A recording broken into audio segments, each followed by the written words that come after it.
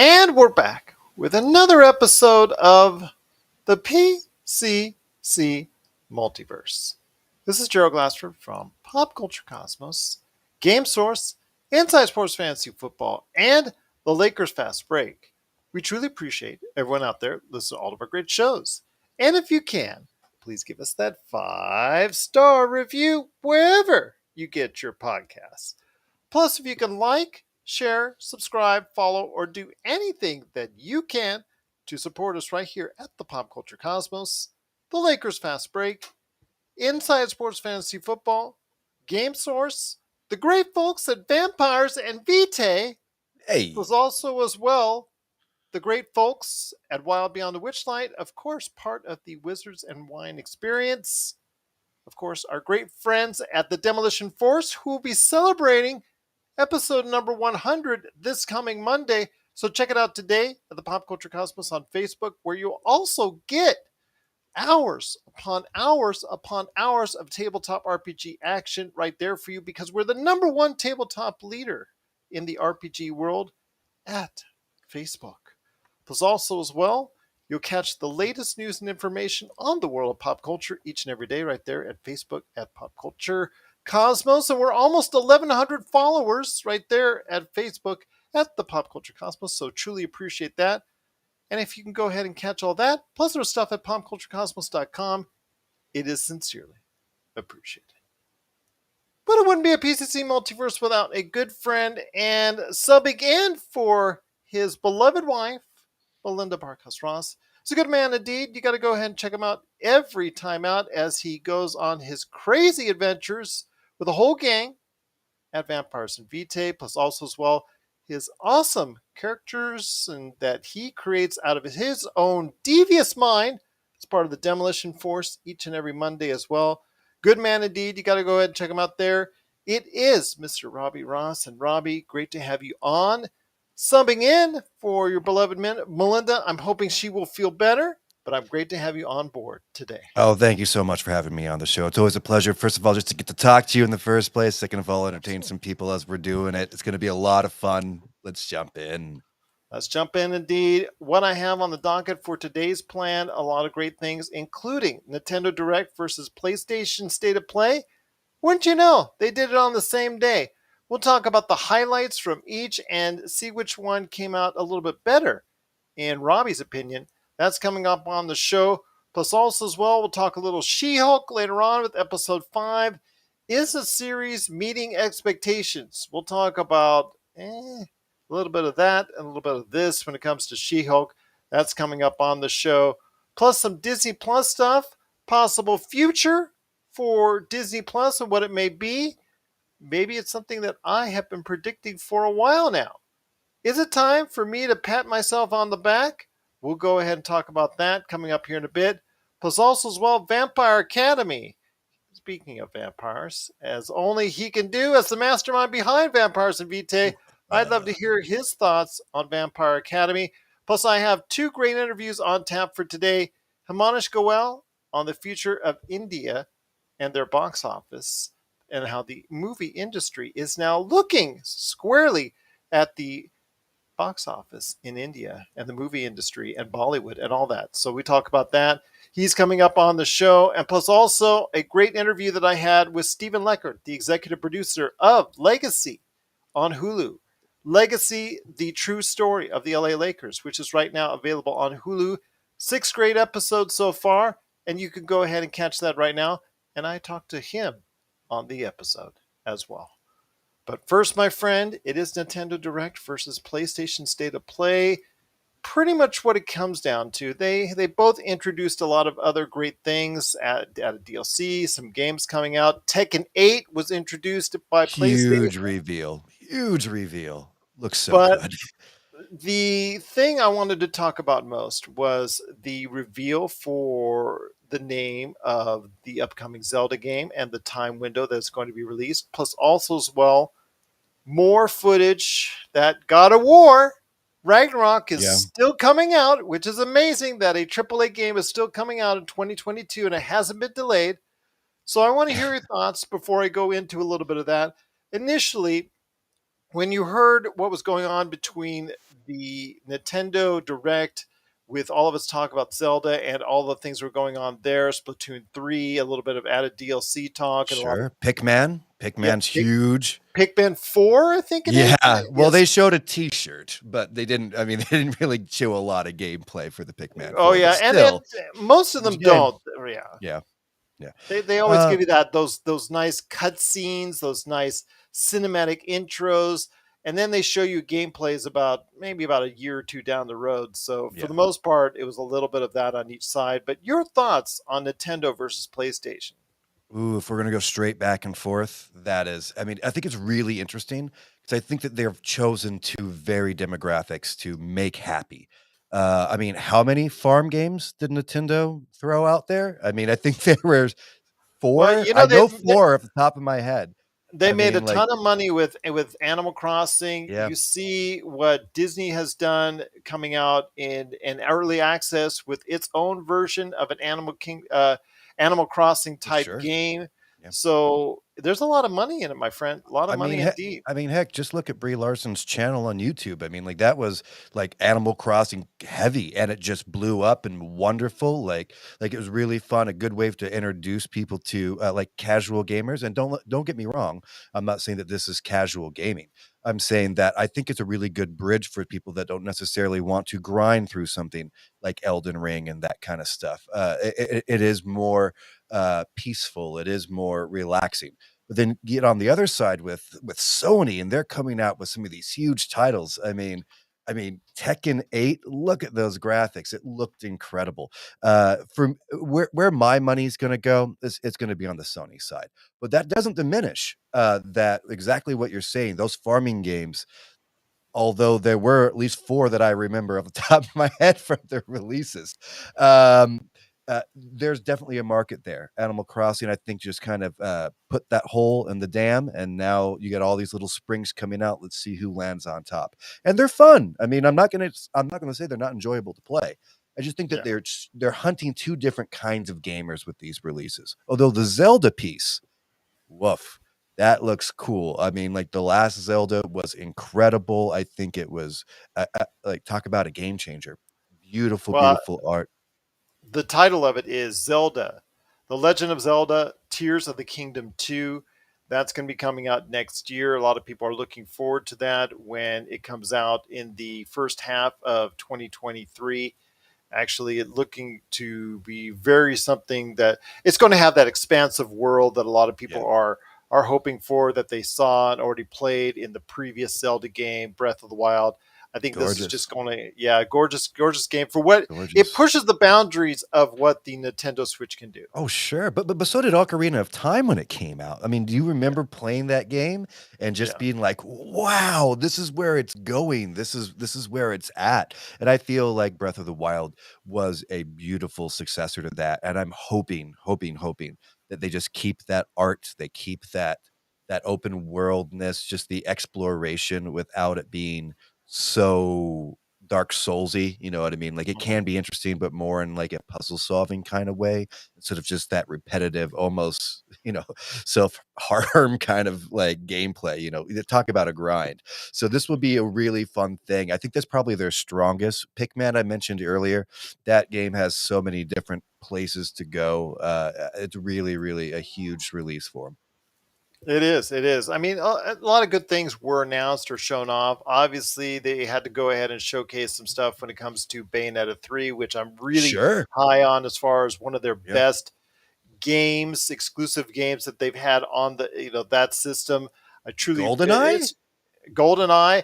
Well, they've got Woohoo! the GoldenEye versions. They're going to be a little bit different for the Nintendo Switch and the Xbox. Unfortunately, PlayStation doesn't get an offering of it, but Rare Right. did come out and say that they've got I guess, an updated version. It is not the same version that leaked out in 2021, which is Yeah. even better looking version than what was being shown here, but at least it's a version that people will be able to play with a online multiplayer That's for Nintendo. And then for the Xbox, they don't get online multiplayer, but they do get a little bit of upgraded graphics as far as 4K, I think, as far as for I that mean, system. So the couch co-play, especially with the GoldenEye, I think anyone at least within my generation, like well, if that'll be you for the Xbox. Yeah. yeah, yeah. I mean, like that is the core of GoldenEye. We all have those great member berries of going back and going to your friend's house and playing specifically GoldenEye. Being able to do that online now, you know what? You probably don't get to sit on the couch with a lot of those friends you had as a kid. You can literally now on the other releases be able to reach out to an old buddy that you used to play GoldenEye with and play that, a better experience of the same kind of feeling. I think it's very exciting and exceptionally smart of them.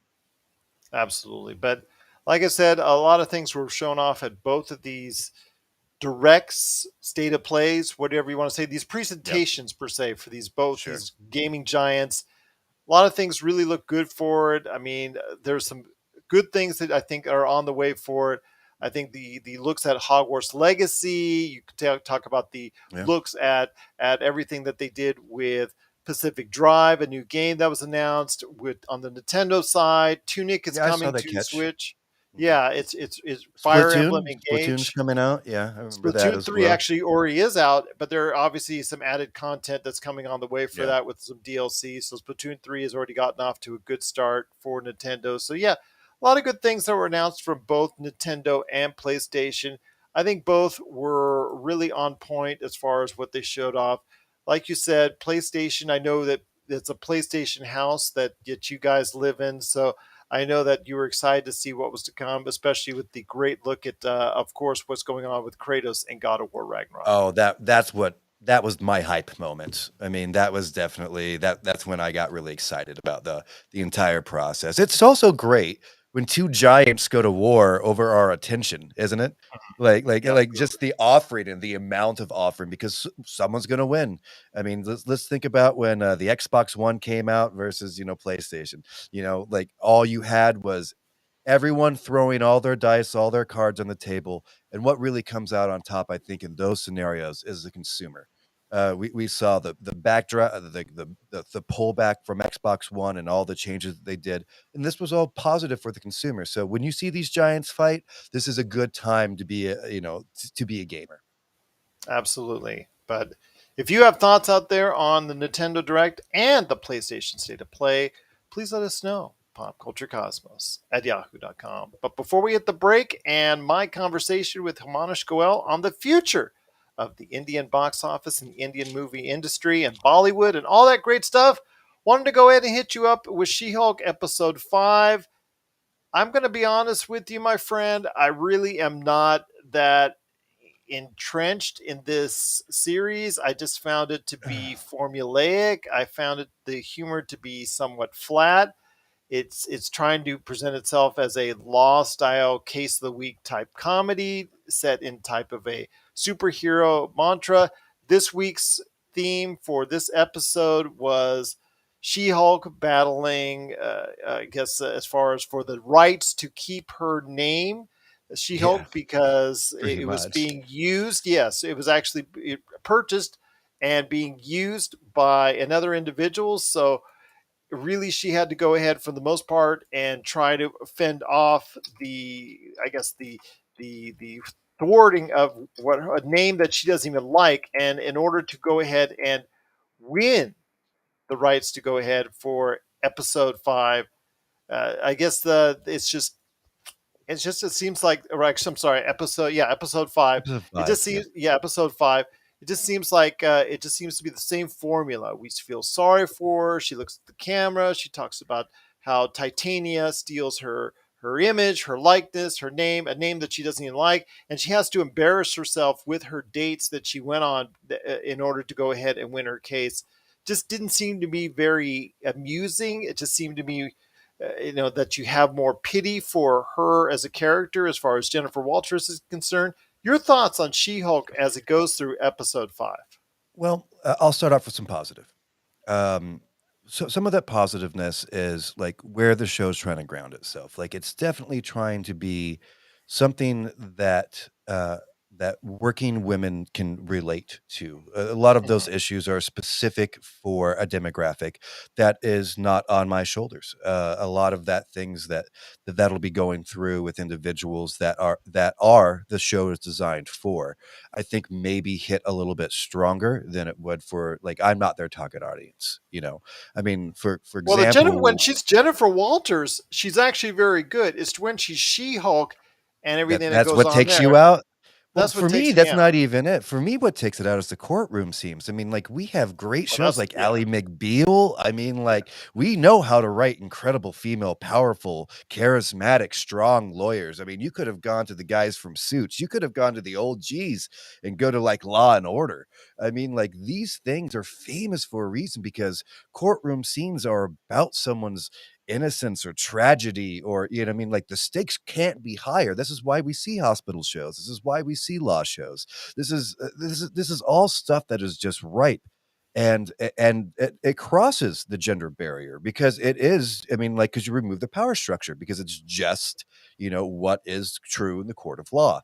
uh so I don't understand why they just didn't tap into some of more of those writers from the past that have proven that they can do this, not just in a masculine forum, but they can do this with, a female lead and really just crush it, make it outrageously interesting for a novice community that doesn't really know anything about the law.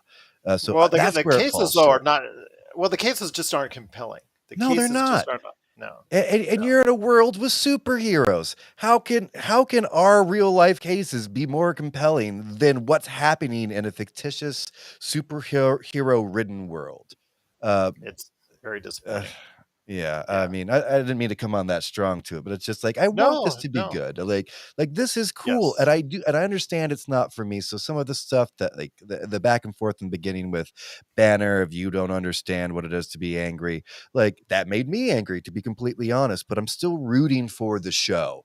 It's just I just think that they need to focus less on some of the things they're focusing on and focus more on more. The word is wrong is derivative, but tried and true writers that get the example or get the opportunity more to write in a fantastical setting with the law involved. That could be outrageously interesting if just provided correctly. Absolutely. So, I mean, with last week's episode dealing with Wong and the problems that he had with a magician, so to speak, and I use that term loosely, that was really probably the low point of the series for the most part because the Oof. first 20 minutes were just really not good at all. And this series, though, is really not giving her as because Tatiana Maslany, as an actress, she is nailing a lot of what we're seeing as far as her timing, her character, Physicality, yeah, I mean, physicality, yeah, sure, even especially when she's Jennifer Walters, the thing is though we constantly as an audience have to feel sorry for her again and again and again because She-Hulk is getting so much of the attention and so much of the glamour and so much of everything else in regards to the positives, and yet this we're made to feel pity for Jennifer Walters' character from time and time out. She is actually, her character is probably the most interesting part of She-Hulk, but yet we see very little of it for most of the season so far, which is the kind of disappointing part, or actually one of the disappointing parts of the series. well, it's the complete opposite of the Hulk. You know what I mean? Like you see very little of the Hulk. You see way more Banner. I Yeah. mean, like that is. I mean, like going. Man, it's like they're trying not to do what they've already done before. It's which I understand and is understandable, but you know, I think find your shot, find your point, and drive towards that. I just feel like the whole show is a little bit too spread out and a little bit loose. I don't know if that makes any sense to you, No, but it does. It does feel like it's just not very well organized, yeah, it and just we're not. spins. Like, Yeah, it just spins. It just tries to do whatever it can to throw out some jokes and be able to go ahead and laugh at the courtroom dramas of the past and do what sure, it can there. But it's just not that funny. Everything is falling flat. And it's just, yeah, again, one of the weaker performances so far as the show is concerned in regards to She Hulk so far in the MCU TV timeline, so to speak. oh yeah, So I'm not exactly thrilled with what I'm seeing. Again, Tatiana Maslany herself, I think, is going to do great, especially Yeah. get her in a movie platform down the road, working with the Avengers, the whole nine yards. Oh, yeah. I, I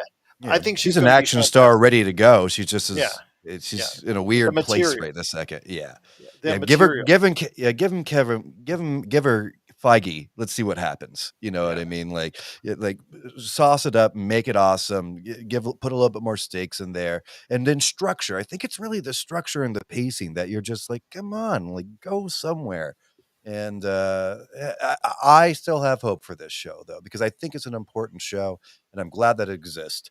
But it's just I'm watching it to try to prove myself wrong, because when that first thing came out with like, I'll mention it again, in between her and Hulk, like I just rolled my eyes and I'm like, you know what? That's a stupid thing to do. Try not to roll your eyes and try to like get into what they're trying to do. But And then they I'm did the deal still, with Titania, yeah, and now she's an influencer. She steals yeah, the it's just, She-Hulk name, and that's supposed to, they tried to drag it out through an entire episode, and as far as the custody battle over the rights of that name, and it just it was I'm with just you. not it's just I'm not with that you. great. I'm Yeah, with you. but Like I said, I'm hoping. I'm not a fan. I'm hoping to become a fan. You know, like I'm hoping as well. I know things will start to kick up because Daredevil is coming around the corner. They did lay a dude, hint for that at the end of the episode, so talk maybe ab things will. now if she goes after Murdoch in a truly negative way, which some of the little whispers on the internet have been saying, uh, that's hard, because they killed it with Daredevil. Out of all those shows that they made together, that was obviously, I mean, hard to argue. I mean, like, we're going against Iron Fist and Daredevil. There's quite a difference in comparison in between just the fight scenes, the actions, the storylines, the comebacks, all of that. So if they try to put Daredevil, which is already established as this awesome thing that has a huge fan base, and have her come out on like crazy top of it in any way, shape, or form, I think you're going to see a lot of backlash there now. Well, I Personal think you're opinion. going to see a lot more Daredevil because there's plans for him to be a part of this series. Echo, I know that they're creating a series for him. Daredevil Original Born actor, Again. right? Yep. Yeah, yeah. Charlie Yep. Cox. 18 Yeah. Who? episodes will be on the way, I believe, in 2024 Yeah. for that. Yeah, yeah, just for specifically. So they've got some great plans for Daredevil. So I think next He, week we're going to see a little bit more of that and probably get a better taste of what we can see from Daredevil. he's already killed it. He's already done the training. Unlike Iron Fist, like the guy just refused to go and learn how to do this stuff. His action scenes were just incredible. So you can trust the actor, you can trust the action, you can trust the people behind it. That's something I'm very excited for. What are your thoughts out there on She-Hulk episode 5? Please let us know your thoughts. Popculturecosmos at yahoo.com. Well, coming up next, I've got interviews with Himanish Goel on the state of the India box office and the India movie industry.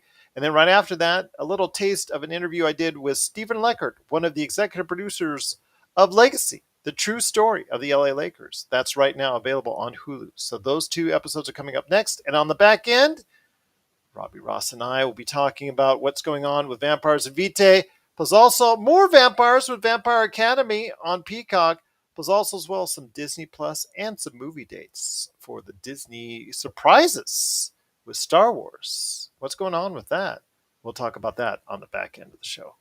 This is the PCC Multiverse. And we're back to close out the show. It's the PCC Multiverse. Thanks so much to Himanish Goel and Stephen Leckert for joining us on the show today. But before we head on out, I know we talked about episode 100, the Demolition Force, on Monday, which is great. We're going to get some surprise returns and a lot of good things going on there, Robbie. I will be there. I know I'm not exactly the most Aha! frequent of Right. visitors lately, but I will be there. Oh, you're But always missed. You're always and I missed. appreciate it. I am very appreciative of that indeed. But before we head to the final parts of our show, please give us an update on what's going on with the vampires and Vitae. Oh, guys. Oh, guys. I don't know if you checked into our last episode. We had one of our main players, Tyler. He just got a brand new job. Awesome job. We're very happy for him. But he needs 2 months to stagger up his, little bit of time in that industry before he can get his Sundays back. Well, I wasn't going to unwrite or write around him. So I've actually brought back a plot line coming from season 1. You have this awesome character named Trevor, and he's a game master. The whole idea of him is setting up the game at the end of the world. Well, a piece that you find out in season one is that the people that he ends up with were not his first choice. In fact, they were his third choice. So, what I'm playing right now is an 8 episode huge arc of what it took my players a year to go through. So, all you're going to get is action pieces. You're not going to get like character development and finding out your uncle's second name. This is all going to be in your face action, end of the world, Snake God coming with his A team. It's going to be fun, exciting. I'm bringing in a buddy, Sean. Can't wait to introduce you to him. He's actually a player in Melinda's fantastic game. So we got some new talent, new blood on the water. It's going to be a great time. Come join us at his Vampires and Vitae. You can see us every single Sunday. And if you want the curated podcast, you can test us out on Friday. That's when it drops. In fact, I think our last episode just dropped tonight. So if you want to see some of that building, watch me build a little bit behind the scenes world, peek behind that curtain, you can get to see a little bit of that. Can't wait to Once see you again, there. that's Vampires and Vitae.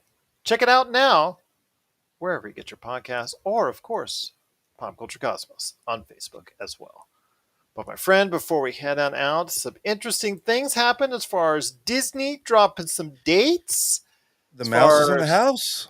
yeah, just really curious. Of course, they gave dates for Inside Out 2 and some of the stuff that they announced for D23 as far as Haunted Mansion and a lot of the movies that they talked about. But one of the things that they did was they dropped the expected Christmas 2023 date for the latest Star Wars movie that's in development called Rogue Squadron.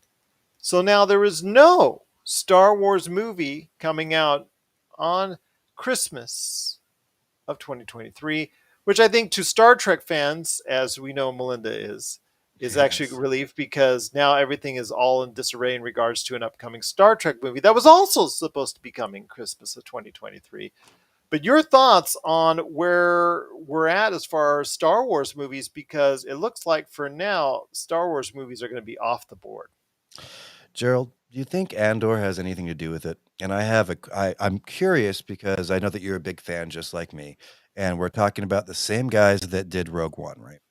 This is Mm-hmm. going to be, and universally dropped, the one thing that split the divide in between the fandoms. The only thing that we can all agree with is that we like Rogue One.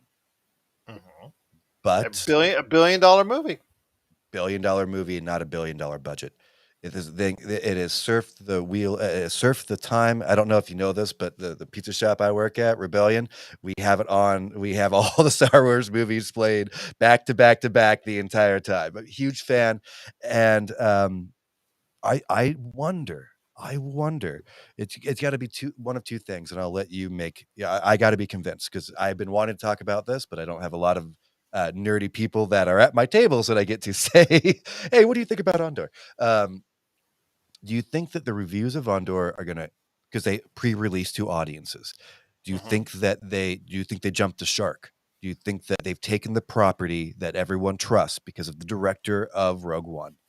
Do you think that he just went too hard on message or just dropped the ball and they're going to split the fandom again? So they're just putting a pin into it for that wave to land?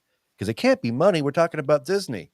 Like is it fan getting like too much Star Wars? I mean, I don't think so. I mean, like the Return of the Mandalorian with their latest one, I think just killed it. The Return of Luke, I think that they're starting to rebuild some of that fan cred and kind of pull themselves out of the holes from either the people that are really on this side or really on that side. I think that they're doing a good job of walking it back down to the center where we can all just be friends again. But But I will say that it does have a dark look to it, and it's coming up here next week. I think, if I'm not mistaken, on the 21st, it's going to come yeah, out with the first 3 episodes, which I'm yep, very excited to go ahead and see. Obviously, we know where it's going as far as the world of Star Wars Andor with Rogue One, and we all know what happens in Rogue One, so they really can't retcon too much yeah, as far as what happens there. It seems very dark. It has Stellan Skarsgård, who is a tremendous actor, well known for his work with the Marvel movies. I think that's a plus for it. So I'm going to keep an open mind on it.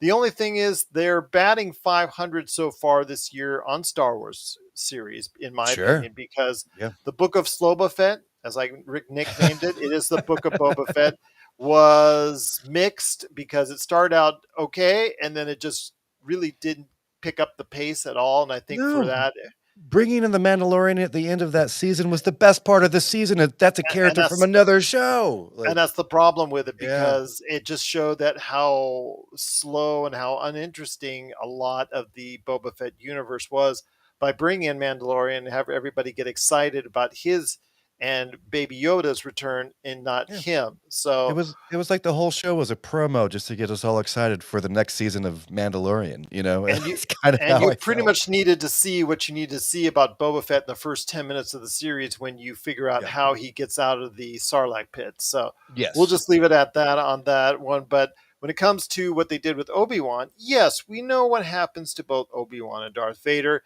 And outside the fact that when they have their clashes, you already know what's going to happen, and they try to prolong it, and they Sure. both have like these near-death experiences, but we all Right. know what's going to happen. So I think that they could have structured those battles a little bit differently. But outside of that, it was pretty compelling, and I Hey, thought man, I thought Obi-Wan was pretty good so far. So that and some of their set pieces were, I mean, like blow away set pieces.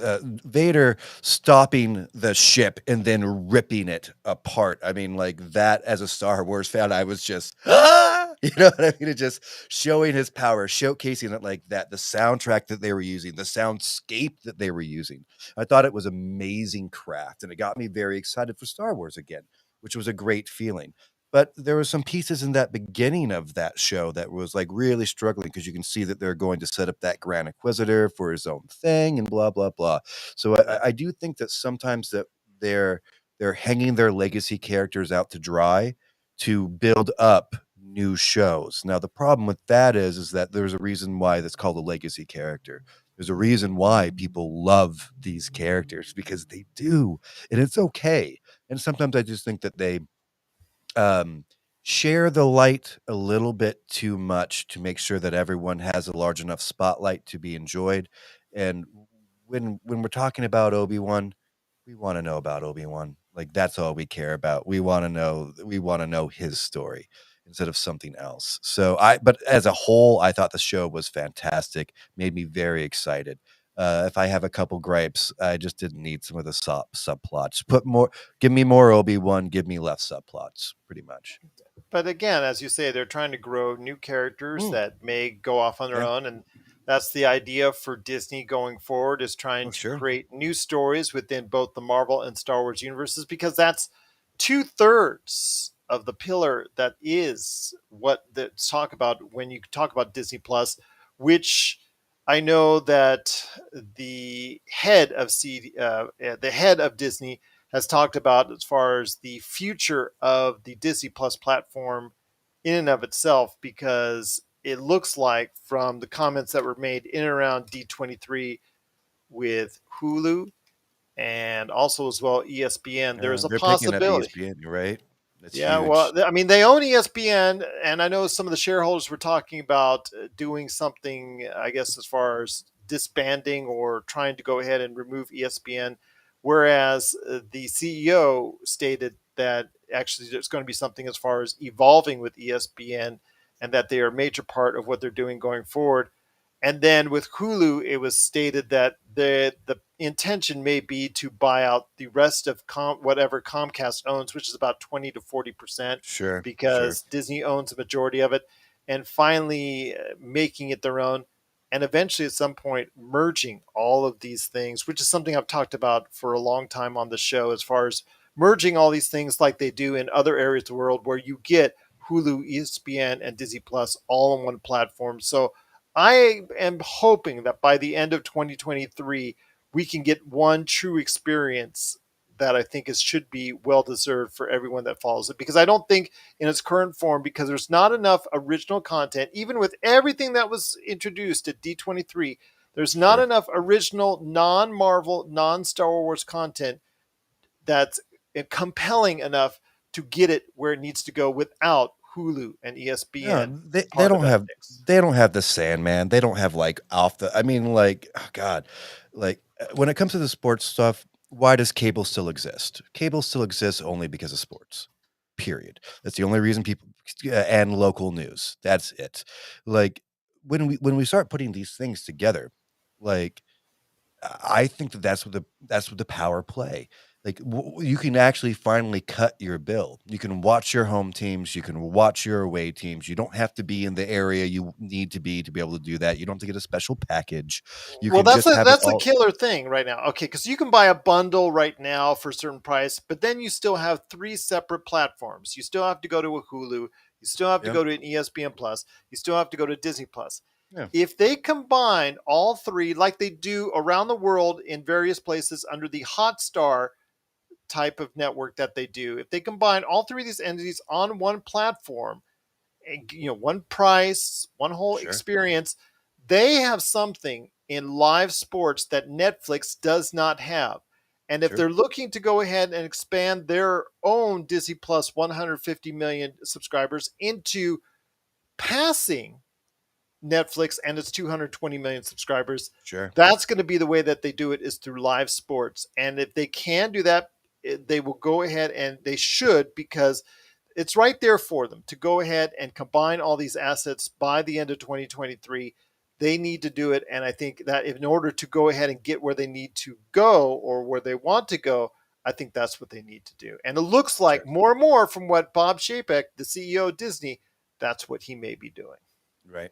I mean, if you want convenience is not inconvenience. If you want to make people stay on your platform, you make sure that the next video that plays is exactly what that audience wants to go. You don't want ever want them to go, you know what? It's worth it for me to go through somebody else's user interface and find the content that I want to get there. Because that stops your entire mechanism. All you need to do is tap into the most common trait of all humans, which is laziness, and get them stuck in the same spot. Because when we want to consume content, when we get that precious moments to sit down and watch something that we want, we don't want to spend any other time doing any other thing. I mean, can you imagine the difference? Like when you don't have like Hulu Prime and you have to watch the commercials and you finally go, fine, I'll buy the Prime, and like the difference it makes in almost your life is ridiculous, because it makes that viewing experience so much better. And that's the difference of having just a simple changing in between these different user interfaces. You have to remember where something is, you get to find it again, blah, blah, blah. You can package it, put it in front, and my tiny little 2 hours I get to enjoy your content is perfectly curated. You already know what I'm trying to get to next, and you make that simple for me. Oh, take my money, please. I mean, fry all day. There you go. Absolutely. So it's looking that it might be headed that direction for users here in the United States in regards to a full platform for Disney Plus, possibly combining Hulu and ESPN Plus, based off the comments made in recent times, or at least alluded to in recent days, and regarding in and around D23 by CEO Bob Chapek. But if you have thoughts out there, would you like to see Disney Plus expand to absorb Hulu and also ESPN Plus, similar to what HBO Max is doing with Discovery Plus next year during the summer, when those two entities are all one big happy family under one platform, under one outlet, under one place you need to go. So if you are interested in that option, please let us know your thoughts. Popculturecosmos at yahoo.com. Well, my friend, it's been a great episode. Thank you so much again for stepping in on short notice. Again, I'm hoping that Melinda will feel better in the short term, and she'll be feeling better, and hopefully she'll be up and around to go ahead and yell at me next week. But before but Fair. before we head on out, my friend, Don't know how that feels. yeah, okay, no worries, no worries. But before we head on out, my friend, Yeah. Vampires and Vitae is the place that you go each and every week for all your awesome shows. So you are a specialist in the world of vampires. I And out I this am. week, debuting with its premiere, this series called Vampire Academy, now available on Peacock with episode 1. Your thoughts on becoming a part of the Vampire Academy before we head on out? Oof. You know what? There's a reason that D&D is the mother of all games, right? It's pretty much where so many systems were built. There's so much love and care that has been put into that particular platform. I chose Vampire, first of all, because that's what my friends were playing. And second of all, it's because I think it's one of the most interesting archetypes possibly to play. And it just plays with time itself. And to anything more vampire is fun for everyone that's doing vampire. Anne Rice has a completely different take than the Vampire Diaries, right? But these two things, they can exist. So what are my thoughts about the Vampire Academy? Bring it on. You know what? Steal the things that you're going to love about that show because it's such an interesting topic. There's so many places to go within vampire society. Like, are they going to go dark? Are they going to really look at the bestial nature of people? I mean, I know that it is targeted more like a high school teen drama almost, like a definitely with a femme fatale kind of feel to it. It looks super interesting. It does look like it's going to look over at good and evil, and it kind of looks like it's going to take the tongue-in-cheek interest of like maybe supernatural. I can almost see that being like some influences for them. But man, just always give me more vampire content. I'm going to take your show. I'm going to steal every good thing that you say into it. I'm going to apply it to mine. Please be brilliant. That'll just make my show better. Between this and the return of the Interview with a Vampire coming as a Oh series in the not too my distant future. gosh. Could you Yep. imagine if they got Tom Cruise and Yeah. Brad Pitt to come back? They, Could you imagine? I could Could you imagine, but imagine? but Oh, I don't think they have enough money for that. well, That's going to take well, a lot of Tom cash. Cruise looks the same age. I mean, Yes. And well, oh, look Brad at Pitt just he has the hair. he does have the hair, and if not, we can CG him. Ah, There you come go. on, guys! If you're listening, obviously you're big fans of the pop culture cosmos and huge fans of vampires and Vitaes. Do it for us. Just do it for us. No, no. I They would think do it for that the money. I actually think that, unfortunately, there has been a lull because of the super huge success of New Moon and all those, because it was a lot of like hardcore vampire fans, not their vampires.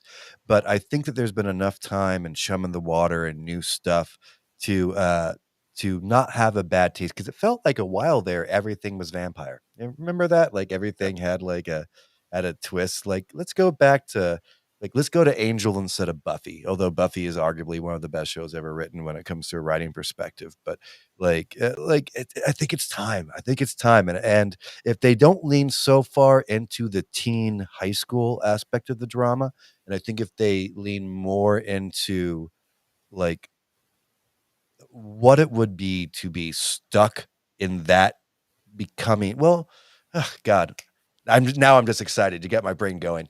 I think that becoming a vampire, especially as a young vampire, part of the thing is, at least what I do with my characters, is learning what is driving them and what makes them tick, what do they despise, and what makes them go further and more passionate or cruel for any of their actions. What better setting than high school? I mean, Heathers is an amazing movie for a reason. You don't have a fan of that life to understand that this absurd occasion in someone's life where they're becoming formative. Um, this is what a vampire would be coming during that time period. I find it interesting, and I'm going to watch. I'm going to watch so I can steal, but I'm a thief. Well, there you go. The thief indeed. But if you have thoughts on the Vampire Academy, right now the first episode is available on Peacock. Please let us know. PopCultureCosmos at yahoo.com. So for Robbie Ross, this is Gerald Glassford. It's another beautiful day in paradise right here in the PCC Multiverse. We thank you for listening. And here's hoping